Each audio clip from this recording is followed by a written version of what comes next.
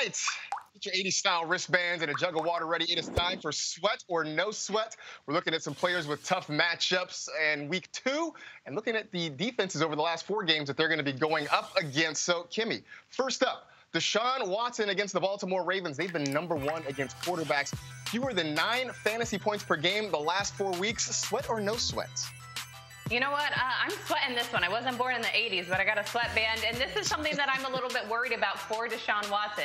Now, he had 20 fantasy points against Kansas City in week 1, but he's going up against the Ravens, who, just like you said, they're scary against the quarterback, allowing the second fewest points to them in 2019. DeShaun knows that because in week 11 of last year, when the two teams faced each other, Watson only had 3.96 fantasy points, and he also had an interception and a fumble for a loss. Now, in the Texans' loss to the Chiefs on Thursday, he was still DeShaun Watson, but you could tell that he struggled to get the ball to his receivers. Yeah, no, DeAndre Hopkins certainly making a difference not being there in Houston, no doubt. All right, up next, ranked Carson against the New England Patriots. They were #1 against running backs, giving up just over 16 fantasy points per game over the last 4 weeks. Sweat or no sweat? I think you just answered the question. I'm obviously sweating it after all that information you just gave me. And speaking of not being on board with a guy, I was apprehensive about Chris Carson coming into the weekend. I'm not going to lie about it. I'm not going to hide from it.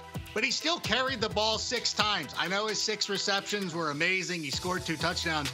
But he still carried the ball just 6 times. So there should be some apprehension there moving forward. Yeah, Carlos Hyde got some touches late in that ball game as well.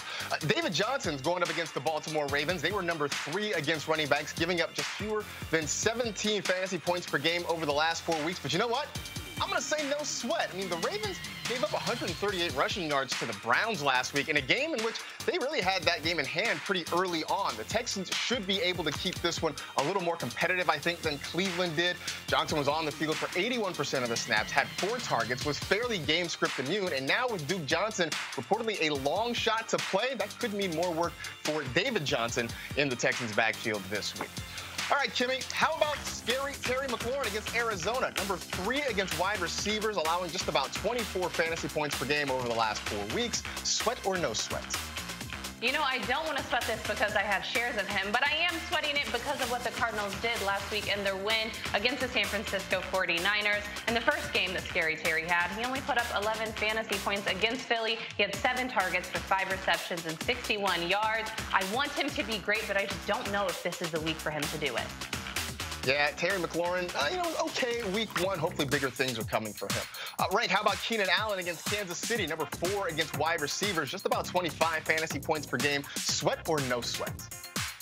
I'm not sweating this one. Dude, I made that mistake previously where I doubted Keenan Allen, and then he had like one of the best games of his life. It might have even been against the Kansas City Chiefs. I know it was like a primetime game or something. So I promised him in the press conference the next day that I would never doubt him again. So I'm holding true to my word. I'm not going to sweat this at all. If the Chargers keep winning or wearing these uniforms, they will be undefeated even when they lose on the field.